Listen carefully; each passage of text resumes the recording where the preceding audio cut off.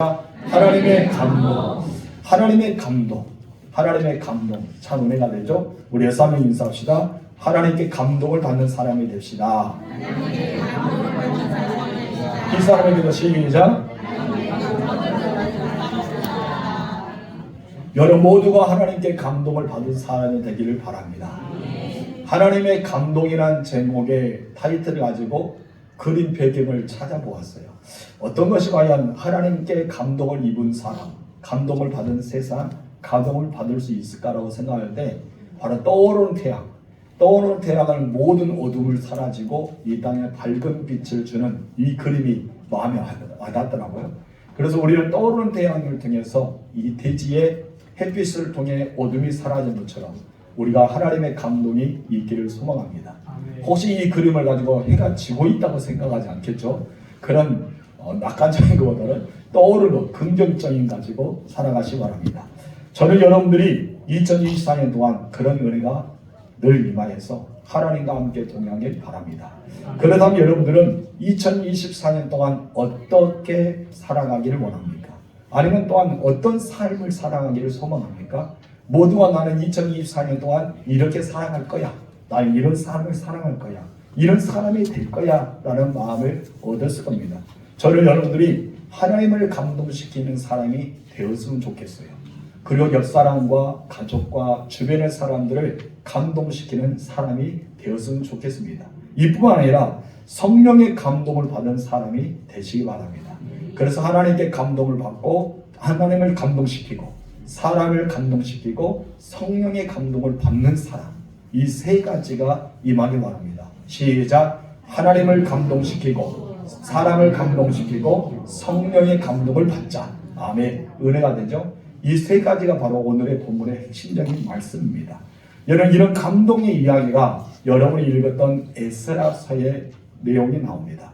우리가 본문에서 특히 이스라엘 회복을 위해서 하나님의 감동의 차원을 보여주는 내용이 나오는데요. 그 감동은 과연 어떤 감동이 표현되어 있을까요? 그 감동의 차원에 대해서 우리가 볼 때 첫 번째 다 같이 읽어봅시다. 시작. 하나님은 그냥 하나님의 백성들만 관여한 것이 아니라 어디에도 관여하신다고요? 세속의 역사에도 관여하십니다. 흔히 사람들은 하나님의 일, 하나님의 사역을 교회 내 안에서만 이루어진다고 생각하고 그런 이해하면서 살아가는 경향이 있습니다. 그러나 하나님은요, 교회 안에서는 물론이고 교회 밖에서도 모두가 포함된 한마디로 모든 삶의 영역에서 주님 되신 분이 하나님이십니다. 하나님을 믿는 자들뿐 아니라 믿지 않는 자를 통해서도 하나님은 일하시죠. 그래서 이스라엘 백성들을 깨우치기 위해서 다른 나라의 사람들, 한마디로 우상을 섬기는 백성들을 그들을 감동시켜서 이스라엘 백성은 치로 들게 하십니다. 그래서 그들을 깨닫게 하는 도구를 쓰시는 장면이 많이 있습니다. 그래서 바벨론도 또 아수르도 또 애굽에도 계속 하나님은 그런 도구, 나라의 도구를 써서 이스라엘 백성들을 괴롭혔어요. 괴롭히는 원인은 무엇일까요? 하나님께로 돌아오기 위해서, 하나님을 찾기 위해서, 하나님의 백성을 깨닫기 위해서 이웃들에게 정말 믿지 않는 그런 나라를 감동시켜서 그렇게 일하시는 역사가 일어납니다. 여러분 하나님은요 언제나 여기 계십니다. 아멘. 언제나 지금도 여기 계신 줄 믿습니다. 여러분 가는 그곳에 하나님은 계시는 것입니다. 그래서 우리는 하나님은 성전에만 있다라고 생각한 것이 아니라 내가 가고 있는 그곳에 하나님의 임재가 일어나고 있다는 것을 기억하시기 바랍니다. 본문에 기록하는 때는 바로 주전 440년에서 400년 정도, 약 40년 동안 이 에스라서를 기록했던 것을 보게 됩니다. 그런데 이 사건의 내용은 주전 BC라 하죠. 주전 583년에서 바로 438년, 한마디로 어쩌면 100년 가까이 역사가 이루어지는 그 모습이 여기에 등장합니다. 그래서 538년에서 438년의 사건이 바로 이렇게 에스라서의 구체적으로 나와 있는 그런 메시지가 오늘 본문의 그 사건들입니다.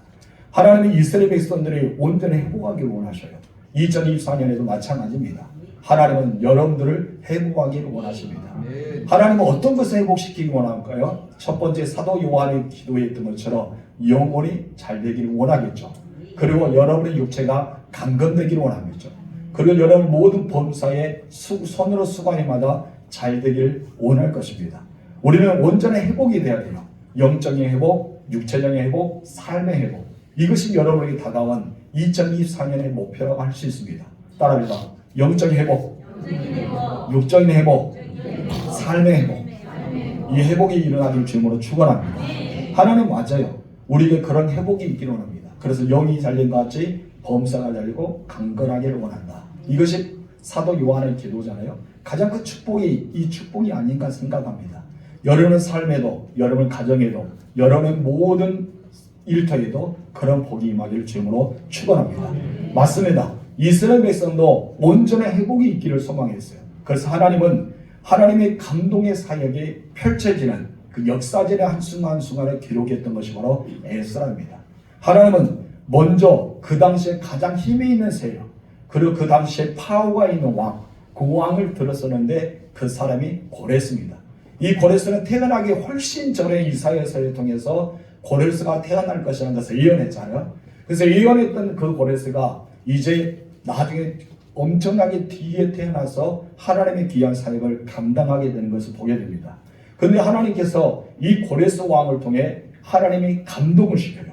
마음에 감동을 시켜서 하나님의 일을 이 고레스 왕을 통해 시작하게 만듭니다. 1절 말씀 읽겠습니다. 시작. 바사 왕 고레스 원년에 여호와께서 예레미야의 입을 통하여 하신 말씀을 이루게 하시려고 바사 왕 고레스의 마음을 감동시키시매 그가 온 나라에 공포도 하고 조서도 내려 이르되 아멘. 하나님께서 누구의 마음을 감동시켰다고요? 고레스 왕입니다. 당시 고레스 왕은요 하나님을 섬기는 자가 아니었어요. 하나님을 섬기는 자가 아니고 믿음의 지도자가 아니었던 것입니다.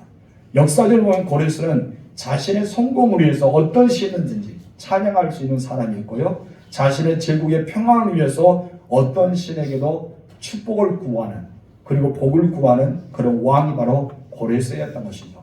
그렇기 때문에 고레스는 유일신 하나님을 섬기지 않고 다양한 신을 모든 신을 섬기고 모든 신을 찬양했던 왕이라고 볼 수 있습니다.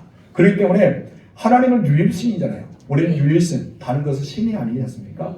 이 하나님의 유일신을 섬겨야 되는데 고레스는 그러지 않았던 것이죠. 그런데 하나님은 누구를 택하였다고요? 고레스를 택하여서 누구에게 감동을 주었어요? 고레스에게 감동을 주었습니다. 여러분 오늘 본문의 1절의 말씀은 그것이 나와요. 하나님께서 고레스의 마음을 감동시키는 대목이 나옵니다. 하나님께서 여러분 마음을 감동시키길 바랍니다.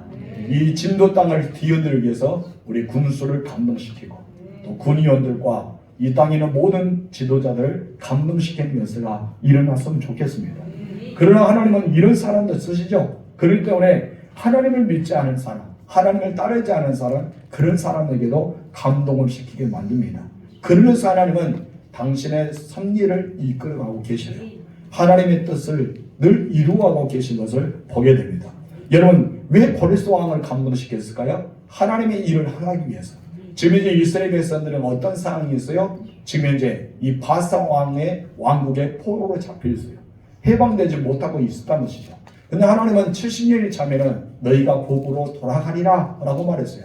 그 70년 역사가 누가 선택을 받느냐면은 고레스 왕이 통치하는 그 시대에 70년 역사가 찼습니다. 이제 하나님은 고레스의 마음을 감동시켜서 이 약속했던 이스라엘 백성들을 바로 유다 땅으로 보내야 되는데 그 유다 땅이 바로 예루살렘이 있습니다. 이 예루살렘을 보내기 위해서 누구를 감동시켜야 돼요? 신하들을 감동시키면 안 되겠죠. 그때의 당시에 바로 신천을 여겼던 왕을 감동시켜야 됩니다. 왕 한마디 되면 사람을 죽일 수도 있고 살릴 수도 있지 않습니까? 그 마음과 힘이 막강했어요. 한마디로 왕은 그 당시에 신이었습니다.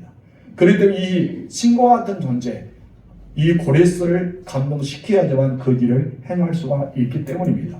그래서 예레미야 선지자를 통해서 말씀을 하기 시작합니다. 우리 예레미야 29장 10절 말씀 읽어봅시다. 시작. 여호와께서 이와 같이 말씀하십니다. 바벨론에서 70년이 차면 내가 너희를 돌보고 나의 선한 말을 너희에게 성취하여 너희를 이곳으로 돌아오게 하리라. 몇 년이 지나면 70년이 지납니다. 바벨론에서 70년이 지나면 이제 바벨론 왕 느부갓네살 왕이 잡아갔잖아요. 그러다가 이제 바사 왕이 되고 이제 바사의 통치하에서 고레스가 그것을 다스릴 때가 되었습니다. 포로 생활 70년을 통해서 이스라엘 백성들의 고통을 들으셨다는 것이죠. 여러분 요셉을 알지 못하는 애굽의 왕이 나왔어요. 그래서 430년 동안 그 역사가 지나갑니다. 그런데 이 애굽에서 종살이했던 이스라엘 백성들이 하나님 앞에 호소하기 시작합니다. 그리고 자기의 고통을 신음하기 시작합니다. 그걸 기도하죠. 그때 하나님께서 그것을 들으시고 누구를 보냅니까? 모세를 이스라엘 백성 구원자로 보내는 장면이 나옵니다. 그때는 하나님께서 모세라는 사람을 통해서 이스라엘 백성들이 이끌네. 이 모세는 누굽니까? 같은 민족의 사람이었어요. 그러나 오늘 본문에서 70년을 샀을 때 자기들의 민족도 아니고 자기 나라 왕도 아니고 자기들과 상관없는, 한마디로 자기들을 그냥 이렇게 잡고 사로잡아 있는 적군의 왕이 하나님께 감동을 받아서 그들을 해방시키는 장면이 나와 있습니다. 한마디로 하나님께서는 이스라엘 백성들이 애굽의 땅에서 돌아오게 하셨던 것처럼 이 바사 왕 바벨론에서 돌아오게 하시기 위해서 왕을 감동시키는 장면이 나와 있다는 것입니다. 여러분 우리들도 광복의 은혜가 임하여 줄 믿습니다. 이 광복의 은혜가 임하기 위해서 우리들은 어떻게 해야 됩니까? 바로 중보를 쉬지 말아야 됩니다. 여러분께서 기도하면 우리도 그런 은혜가 임하지 않을까 생각합니다. 나라와 통치자를 위해서 중보하는 여러분 되시길 주님으로 축복합니다. 그래서 하나님의 새로운 역사, 감동의 사역이 계속해서 진행되는 역사가 일어나기를 소망합니다. 제가 어제 인터넷 다음에 그 안에서 글자를 읽었더니 이 북한의 김정은이가 예전에 6.25 때 자기 할아버지가 했던 그런 전략으로 남침을 할 계획이 다 준비되었다는 미국 어떤 역사학자가 이야기했던 것을 보게 됩니다. 북한은 이미 준비되었대요. 그래서 남침을 하기 위해서 준비가 다 끝났다고 이야기합니다. 여러분 그것을 주관하신 분은 누굴까요? 하나님이죠. 우리 준비가 될지라도 기도를 아끼지 말아야 될 것입니다. 그래서 저는 어제 그 기사를 읽고 하나님께 그런 기도했어요. 아무리 그가 준비가 되었다 하더라도 그 마음에 감동을 주시거나 하나님이시다. 하나님께서 마음을 차단시키시고 이 나라가 평화통일이 이루어지기를 소망합니다. 그런 기도를 드렸어요. 우리가 어떤 사람이 자기의 주장을 내세워서 그런 글귀를 올릴 수도 있지만은 그것이 바로 믿는 자들이 바라보는 시선에서는 야 기도해야 되겠다. 이런 기도의 마음이 우리에게 있어야 할 줄 믿습니다. 때로는 야당, 여당, 다른 당, 아니면 대통령과 정치인, 위정자들이 잘못된 길로 갈 수 있어요. 충분히 우리는 자기의 생각을 발현할 수 있습니다. 그러나 우리 믿는 사람들은 발현을 할지라도 뒤에는 무엇을 해야 됩니까? 기도를 아끼지 말아야 할 줄 믿습니다. 여러분들은 기도를 아끼지 마실 줄로 축복합니다. 두 번째, 다 같이 읽읍시다. 시작. 하나님은 왜 이방이었던 불신자였던 고레스 왕을 들어 감동을 주셨을까요? 하나님의 감동은 그냥 고레스 자체만 감동시킨 것이 아니라 포로에서 자유를 얻어서 다시 하나님께서 원하시는 예루살렘을 돌아와 그들에게 있어서 파괴된 성전을 건축하기를 원했던 것입니다. 그들은 전쟁을 통해 예루살렘 성전을 파괴되었어요. 그런데 이 고레스 왕을 통해서 하나님께서는 성전을 지으라는 마음을 심어주었습니다. 자, 2절 말씀 읽겠습니다. 바사왕 고레스는 말하노니 하늘의 하나님 여호와께서 세상의 모든 나라를 내게 주셨고 나에게 명령하사 모든 유다 예루살렘의 성전을 건축하라 하셨나니 아멘. 역사자들은 아마도 고레스 왕이 이렇게 했던 것은 유대인들을 이렇게 어떻게 보면 한심을 사서 자기들을 더 나라가 굳건하게 세우기 위해서 그랬던 것을 보게 됩니다. 여러분 고레스 왕은 그런 마음도 있었을 거예요. 역사자들의 이야기입니다. 어떤 마음이 있었냐면은 유대인은 너희들 고국으로 가라라고 했지만은 70년 동안 그곳에서 살았고 삶의 터전이 내렸던 유대인들이 많아요. 그렇다면 여러분 거기서 자기 생활을 했고 결혼도 했고 자녀도 낳았고 자기도 일터가 있다는 거예요. 근데 이것을 정리하고 갈 사람이 얼마나 있겠느냐 이거예요. 근데 실질적으로 그랬던 것이죠. 1차적 포로에서 너를 가라 했더니 얼마 가지 않아요. 이 땅의 조사원이 여기에 머물겠습니다. 그런 말입니다. 우리가 조금 나중에 사절도 있겠지만은 사절을 그러잖아요. 너희가 가서 성전을 건축하는 사람들도 하였지만은 가지 않고 남아있는 사람들도 유대인이라면은 너희가 그렇게 해라라고 명령이 떨어진 것을 우리가 보게 됩니다. 여러분 고레스 왕이 유대인에게 한심을 사서 그렇게 명령을 하였다 할지라도 1절에서 여러분이 읽어보았던 것처럼 그것은 바로 역사학자들의 이야기지만은 하나님의 말씀은 어떤 것입니까? 고레스의 마음을 하나님이 감동시켰다는 것입니다. 바로 그 결과로 이스라엘 백성들을 포로에서 벗어나게 했다는 것이죠. 그렇다면 성전이 건축된다는 것은 이스라엘에게 어떤 의미를 가져다 줄까요? 단순히 건물을 지은 것을 우리는 이야기하고 있을까요? 우리 여기서 그것을 주목해서 볼 필요가 있습니다. 거기 하나님께서 온전한 예배의 회복을 위해서 그와 같이 일어나게 했다는 것입니다. 하나님은 예배가 회복되기를 원합니다. 여러분, 예배는요, 물론 건물 없어도 가능합니다. 건물 없어도 가능하죠. 하나님은 모든 곳에 계시기 때문에 내가 있는 곳에 예배를 드리기를 원했던 것이죠. 그런데 여러분, 구약 성경에서 신약 성경 계속 우리가 보면은 하나님은 늘 예배자를 어디에서 찾으셨어요? 바로 성전, 건물 안에서 찾으셨습니다. 우리는 구약에서도 보면은 이스라엘 백성들은 성막을 만들면서 하나님은 한 곳에 중앙에 두게 하셨어요. 그러면서 하나님은 그곳에 택하여 지으셨습니다. 그것이 바로 장막, 성소를 통해서 이루어졌던 것을 보게 됩니다. 그리고 솔로몬 시대의 때 성전, 스룹바벨 시대의 성전을 통해서 하나님의 예배를 받으셨다는 것입니다. 예수님 오기 전에도 구약의 제사의 장소는 늘 성소, 성막이었던 것을 보게 되죠. 어떤 그것은 하나님께서 구별된 장소, 한마디로 만남의 장소를 정하셨어요. 누구와 만난 거예요? 하나님과 하나님의 백성들의 만남의 장소가 바로 그 장소였던 것이죠. 오늘은 우리는 교회라고 볼 수 있죠. 교회에서 여러분과 하나님의 만남의 장소를 정했던 것입니다. 그래서 이곳에 하나님의 임재가 있고 이곳에 하나님의 경배가 있고 하나님의 영광이 임하고 하나님께서 이곳에 하나님의 마음과 하나님의 눈길을 두어서 여러분과 함께 대화하고 만남의 장소를 두었던 것입니다. 그렇기 때문에 어떻게 보면 이 성전을 짓는 것, 다시 한번 재건하는 것은 하나님과 이스라엘 백성들이 있어서 너무나 중요한 거예요. 여러분의 마음의 성전을 재건하시기 바랍니다. 그래서 하나님 앞에 예배다운 예배를 드리시기 바랍니다. 바로 하나님께 있어서는 이스라엘 백성들에게는 예배가 너무나 중요했어요. 그래서 먼저 하나님은 이스라엘 백성에게 예배의 회복을 이야기했던 것입니다. 이스라엘 회복의 우선순위는 무엇이었다고요? 예배가 회복되는 것. 우리의 삶의 우선순위는 무엇일까요? 예배가 회복되는 것입니다. 예배가 회복되면 모든 것이 제대로 돌아갑니다.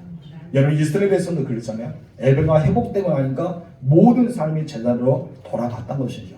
마치 퍼즐을 어떻게 맞추느냐에 따라서 달라졌던 것처럼 여러분, 예배의 회복은 퍼즐의 첫 번째 단계였습니다. 그래서 로마서 12장에서 바울은 믿음으로 의롭다함 받은 그리스도인들이 삶의 우선순위가 무엇이냐? 영적 예배다라고 이야기합니다. 우리 읽어봅시다. 로마서 12장 1절 시작. 그러므로 형제들아, 내가 하나님의 모든 자비하심으로 너희를 권하노니 너희 몸을 하나님이 기뻐하시는 거룩한 산 제물로 드리라. 이는 너희가 드릴 영적 예배이니라. 아멘. 구약 시대의 제사, 신약 시대의 예배, 이 한계갈등의 핵심은 자신을 주께 드리는 것이에요. 자신을 주께 드린 것이 바로 예배입니다. 여러분, 이 시간에 여러분 마음을 드리고 여러분의 시간을 드리고 여러분 물질을 드리고 여러분이 이곳에 와서 하나님 앞에 예배하는 것을 하나님께 드렸다라고 평가하는 것입니다. 한마디로 이렇게 예배를 드린 것은 무엇일까요? 나를 써달라는 것이죠. 나를 받으옵소서. 내가 하나님 앞에 드립니다. 이것을 뜻하고 있습니다. 여러분, 온전히 드리지 않으면 어떻게 하나님이 여러분을 쓸 수가 있을까요? 우리가 온전히 드려야지만 하나님이 나를 통해서 쓰신다는 것입니다. 그리스도는 무엇보다 예배가 우선입니다. 그 예배를 성공해야 됩니다. 예배가 성공되면 하나님과의 관계가 올바르기 때문에 하나님이 여러분을 도우시고 여러분을 이끌어 주시고 하나님의 복을 열어 주시기 때문입니다. 그래서 그리스도의 삶의 기본은 무엇이다? 예배다. 이스라엘 백성들에게 가장 삶의 우선이 무엇이다? 예배였던 것이죠.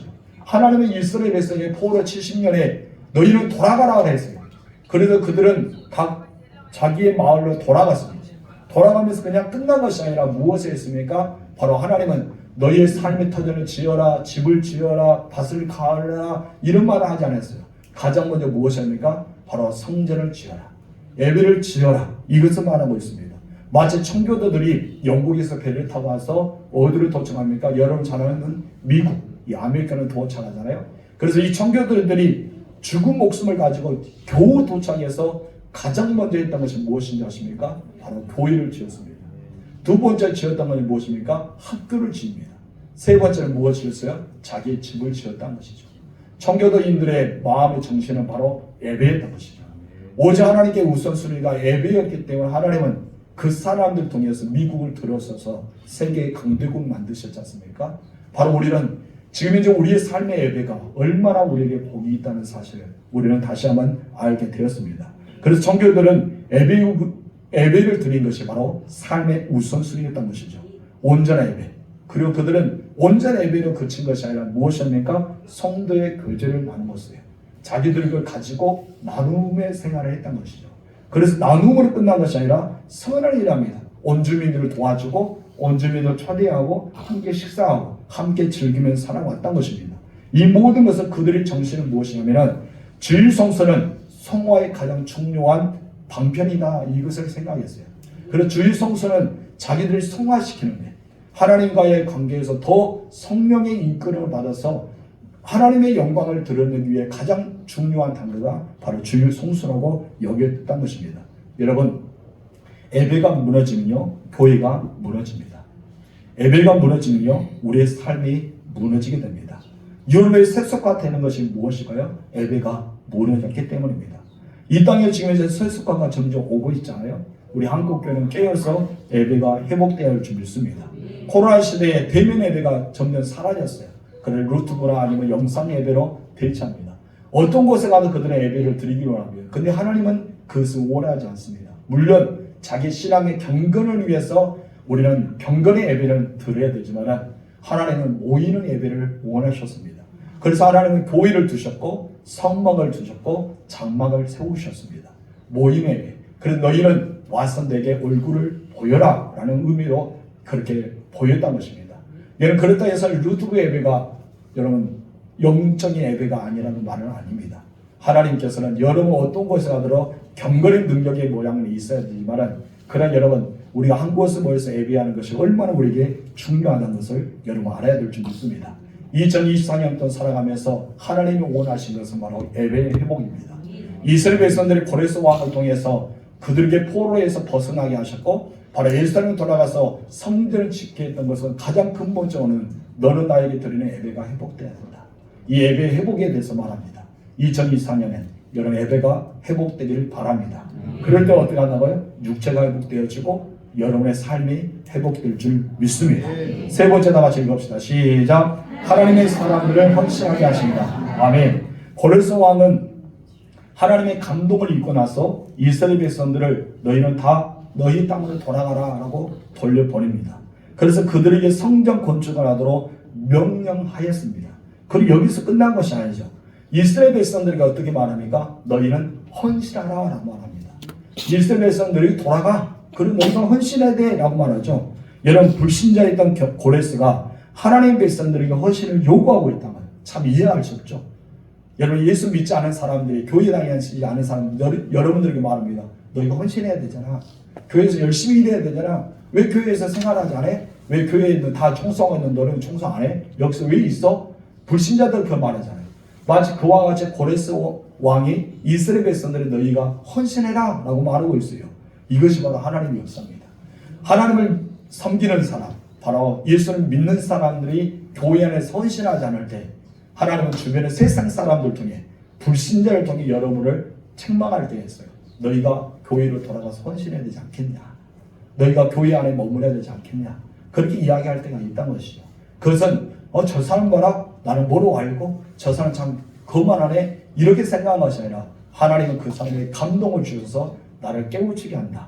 내가 정말 깨달아서 주께로 돌아오기 원한다는 거 우리는 들어야 할 줄 믿습니다. 이것이 바로 하나님의 역사이기 때문입니다. 3절 읽겠습니다. 시작. 이스라엘 하나님은 참 신이시다. 너희 중에 그의 백성된 자는 다 유다 예루살렘에 올라가서 이스라엘 하나님 여호와의 성전을 건축하라. 그는 예루살렘에 계신 하나님이시다. 아멘. 여러분, 고레스 왕은 어떤 사람이었다고요? 불신자였어요. 하나님을 섬기는 사람이 아니었습니다. 다신 많은 신을 섬기는 사람이었습니다. 그런데 여러분, 하나님을 가리켜 무엇을 했어요? 참 신이란 말. 고레스 왕이 불신자의 입에서 하나님은 정말 신이야, 참 신이라고 말합니다. 거짓 신이 아니라 참 신이다. 그리고 여기서 하반절 무엇입니까? 예루살렘에 계신 하나님, 너희를 위해서 어디에서 기다리고 계셔? 예루살렘에 기다리고 있어. 하나님은 기다린다고요. 늘 예배 시간을 말하잖아요. 우리가 저간 예배 시간이 있습니다. 주일 낮 예배 때는 11시, 주일 오후 예배 때는 1시 반, 수요예배 때는 지금 이제 우리가 때로는 변경될 수 있지만 7시, 또 우리 새벽에서는 지금 현재는 동계이기 때문에 5시 반, 하나님 먼저 와서 기다린다는 것이죠. 여러분을 만나고자 기다리십니다. 하나님과 나는 약속이 있어요. 무엇을 통해? 예배 시간을 위해서 우리는 약속을 하였습니다. 그래서 우리는 이 시간에 하나님께 만날 수 있는 장소예요. 때로 하나님은 좀 늦게 오더라도 기다리십니다. 더디 오더라도 기다립니다. 빨리 오면 더 기다리면서 빨리 왔구나, 예쁘다라고 하겠죠. 늦게 오면 속상하면서 옵니다. 너무 늦었잖아, 좀 빨리 오지 그래? 라고 했겠죠. 여러분께서 약속의 시간 한번 정해보세요. 누가 너무나 중요한 약속을 가졌어요. 어떤 사람이 이 약속을 하지 않으면, 정말 만나지 않으면 안 되는 그 약속의 시간을 잡았다는 것이죠. 근데 빨리 왔다 생각해보세요. 얼마나 좋아요. 약속했던 대상에 빨리 오면 야 빨리 일을 성사하니까 기쁘잖아요. 그 표현, 그리고 정확한 시간을 이렇게 너는 정말 정확하구나. 우리는 정확한 것이야. 근데 이 사람이 약속의 시간이 다 되는데 안 온 거예요. 시간을 봐도 안 와요. 그러면 어떻습니까? 약속했던 지금 이제 계약을 맺어야 될 제 입장에서는 막 당황스럽겠죠. 이 사람이 안 오면 안 되는데, 이 사람 꼭 와야 되는데 막 두근두근 하겠죠. 근데 간신히도 왔습니다. 10분 뒤에 오고 20분 뒤에 왔지만 간이 녹아질 뻔했는데 녹지 않게 왔어요. 그럼 어때요? 그것 또한 기쁘겠죠. 우리 하나님 편에서 생각해 보세요. 하나님과 저는 여러분들은 약속을 했습니다. 예배 시간에 약속했던 것이죠. 근데 예배 시간 약속은 어떠니까? 우리가 하나님을 만나기 위해서 나보다 더 높으신 나의 창조가 되고 나의 구원자 되고 나의 모두가 되신 왕의 왕에게 나아가는 시간 앞에, 여러분 정확한 그 정한 시간에 온 사람이 어디 있습니까? 여러분 대통령이 와도 여러분 1시간에서 1시간 반 전에 와서 자리에 착석을 해야 됩니다. 군수를 만나도 이미 다 와 있더라고요. 제가 예전에 여기 진도 군내면에서 면면에 대화의 시간을 가질 때 군수님이 초대해서 갔는데 이미 군수님 오기 전에 다 앉아 있어요. 몇 시간 전부터? 1시간 전부터 앉아 있어요. 군수님 만나도 그렇게 앉아 있어요. 제가 장학금을 이렇게 전달하기 위해서 갔는데도 이미 군수님이 오기 전에 다 사람들 앉아 있더라고요. 그리고 1시간 뒤에 딱 나타납니다. 1시간 전에 가서 앉아 있어요. 누구 만나려고? 여러분의 뽑았던 군수를 만나려고. 여러분에게 무엇입니까? 나는 여러분의 종이 되겠습니다. 여러분을 섬기겠습니다. 여러분의 최선을 다하겠습니다. 어떻게 그래 보면 우리의 종이잖아요. 우리의 섬기는 자잖아요. 그런데 우리는 그분을 만나기 위해서 1시간 전에 가서 준비하고 있는 것입니다. 근데 여러분, 만왕의 왕이 되신 하나님, 만주의 주가 되신 하나님, 나의 인생을 모든 것을 주관하시고 이끌어 주신 하나님, 우리 하나님 만나는 때 여러분 몇 시에 오셨습니까?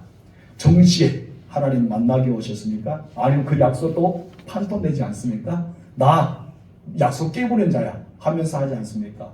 우리는 그렇게 생각하면 예배가 얼마나 중요한지 다시 한번 깨닫게 됩니다. 이것은 비유법으로 이야기했습니다. 그러다 해서 군수에 만나서 김호영 목사님이 당신 종이랍니다 라고 이야기하면 큰일 납니다. 그래서 비유법으로 이야기했기 때문에 참고하시기 바랍니다. 여러분, 우리는 세상의 지혜 사람도 그렇게 약속을 소중히 여기는 것처럼 우리 하나님과 나의 예배의 장소에 약속을 소중히 여기는 우리가 되셨으면 좋겠습니다. 그렇습니다. 여러분, 고레스 왕은 포로된 자리에서 자유롭게 하셨어요. 그리고 이스라엘 백성들에게 예루살렘을 돌아가서 성전을 건축하러 말했습니다. 오란다면 이 고레스 왕은 자기 힘으로 성전을 짓게 하는데 모든 걸 다 줄 수도 있었어요. 그렇죠? 고레스 왕은 모든 재물이 있는 자예요. 그렇기 때문에 모든 걸 다 도움을 줄 수 있었는데, 그러나 여러분, 고레스는 그러지 않았습니다. 고레스는 그렇게 하지 않았다는 것이죠.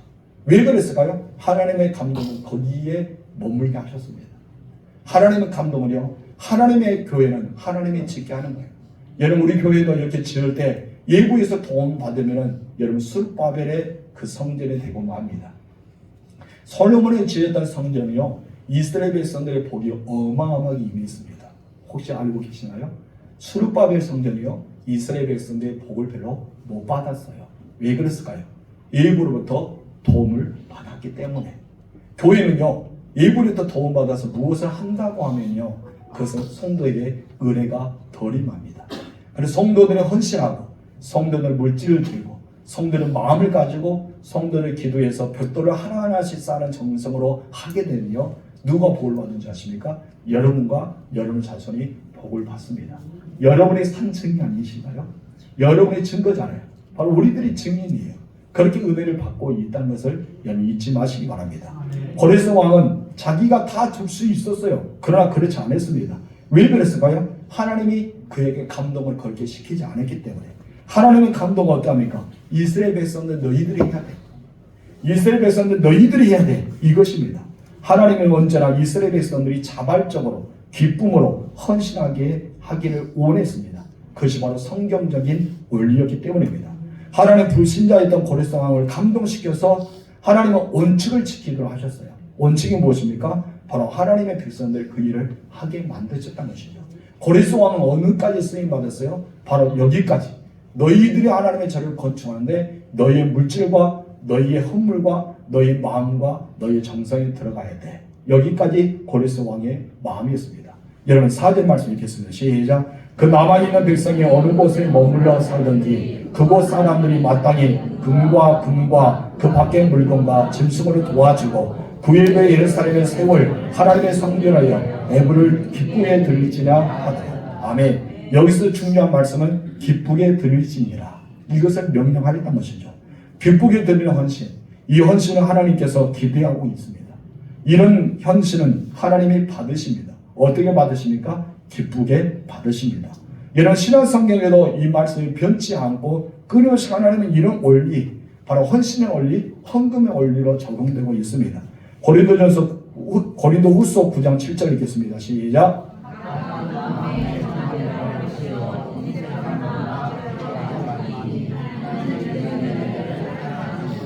아멘. 우리가 헌금할 때도 봉헌에 드리잖아요. 뒤에 봉헌이 있는데 봉헌에 드리는 원리도 같아요.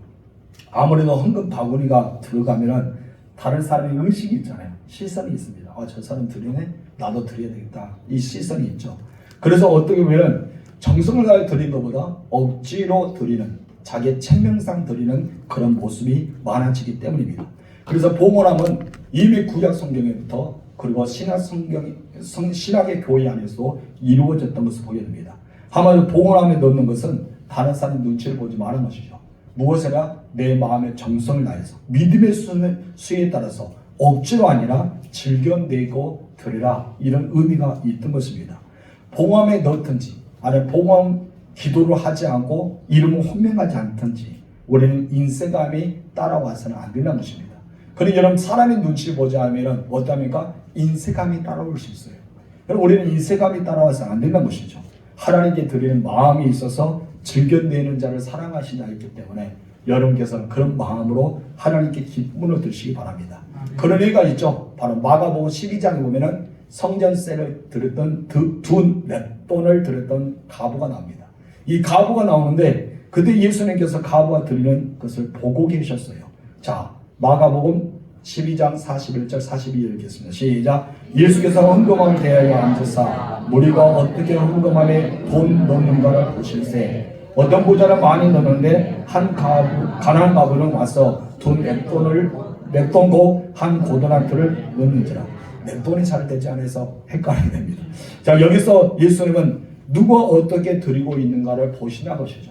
근데 예수님도 지금 현재도 여러분이 애물을 드리고 있는 것을 보십니다. 이미 여러분이 어떤 자세를 드리는지 보셨다는 것이죠. 근데 예수님께서 헌금 액수를 여기서 부자는 많이 넣고 가난한 과부는 적게 넣는다, 이것을 우리에게 표현하고 있는데 여러분 이것을 헌금 액수를 보셨을까요? 예수는 헌금 액수를 보시지 않습니다. 헌금자의 마음, 진정한 헌신을 보신다는 것입니다. 가난한 자가 드리는 것은 얼마였어요? 돈 넷돈이었습니다. 이것은 노동자가 하루에 벌 수 있는 돈이었어요. 요즘에 노동자가 벌 수 있는 돈이 무엇입니까? 8만원에서 15만원 사이겠죠? 거기에 사입니다. 이것을 이 가난한 과부가 넣었는데 이것은 무엇이었다? 생활비 전부였다라고 표현합니다.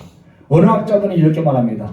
이 넷돈을 드렸던 과부는 자기 마음속에 이스라엘이 회복하여 이 성전에서 거룩한 예배가 온전히 회복되기를 간절한 마음으로 하나님께 드렸다라는 마음으로 표현합니다.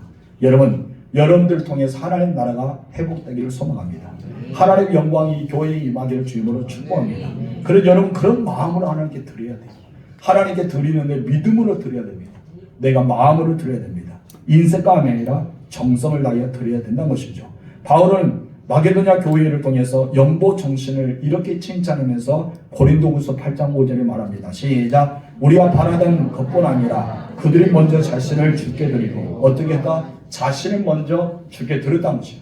여러분 11조와 감사함과 모든 성경과 다른 예물을 드릴 때 먼저 어떻게 한다? 돈을 먼저 드리면 어때요? 여러분 시험에 들려. 돈을 먼저 드리면 시험에 빠집니다. 인색함이 됩니다. 그러나 여러분 먼저 무엇을 드려라? 나를 드려라. 먼저 주께 내 자신을 드려요. 그리고 하나님의 뜻을 따라서 우리에게 주었다 하면서 하나님께서는 반드시 우리에게 헌금할 수 있는 돈을 주십니다. 그래서 생활할 수 있는 돈을 주십니다.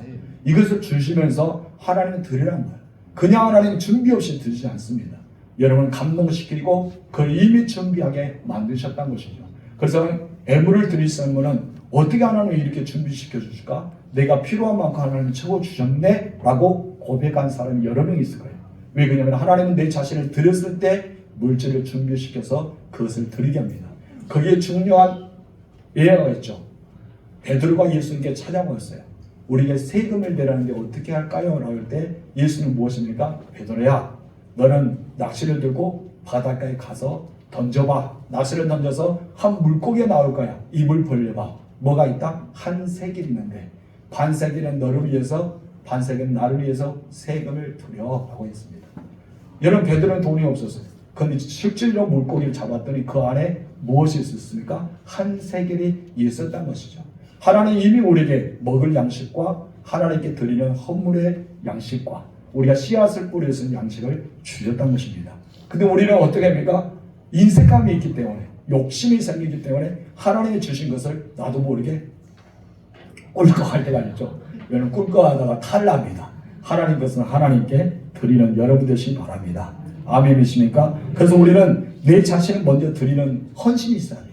내 자신을 드리는 헌신, 그리고 성령의 감동을 통해서 하나님께 물질을 드리는 헌신이 있어야 믿습니다. 그런 주의사, 여러분 감정에 이끌어서 드리지 마세요. 감정에 이끌어서 드리면 나중에 들고 나서 시험 듭니다. 여러분 큰 예물을 드리려면 어떻게 해야 될까요? 부부끼리 합의하여서 드려야 됩니다. 어떤 교회는 남편이 찾아왔다 하잖아요.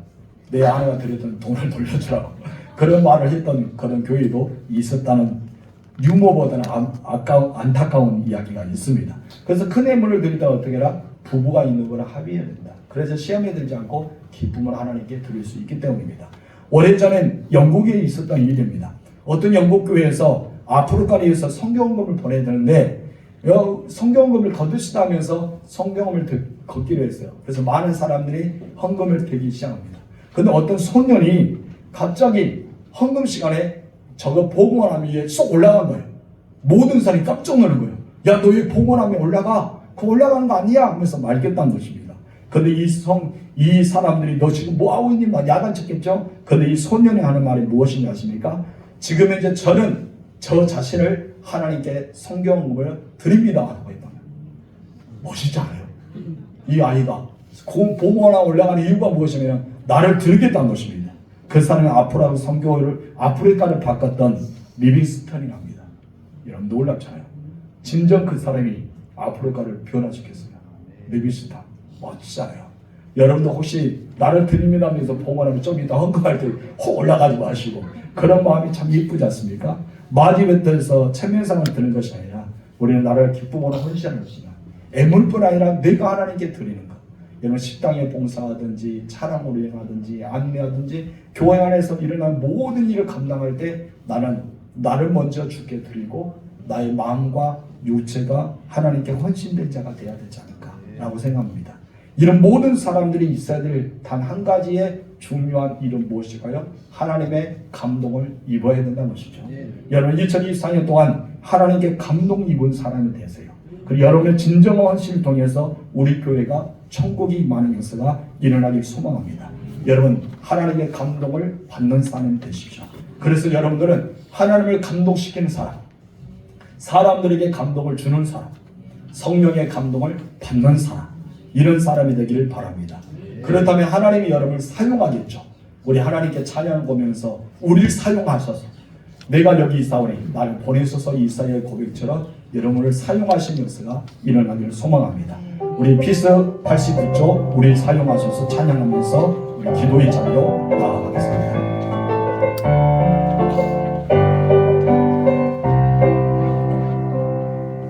우리에게 소원이 하나 있네. 주님 다시 오실 그날까지 우리 가슴에 새긴 주의 십자가 사랑, 나의 교회를 사랑케 하네. 우리 교회를 향한 우리 마음, 희생과 보기와 가난과 고난, 하물며 죽조차 우리 막을 수 없네. 우리 교회는 이 땅의 희망. 교회를 너에게 우리를 사용하소서. 진정한 복의 날 오늘 이마로 우리를 사용하소서.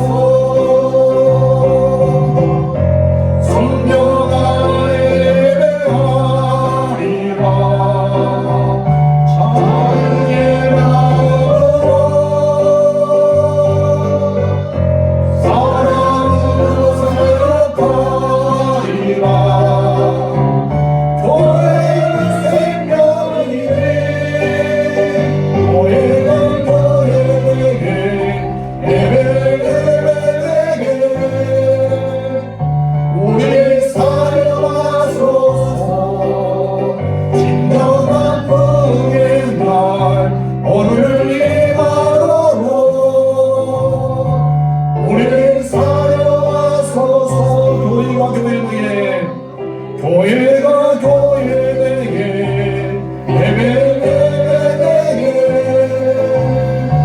우리를 사용하소서.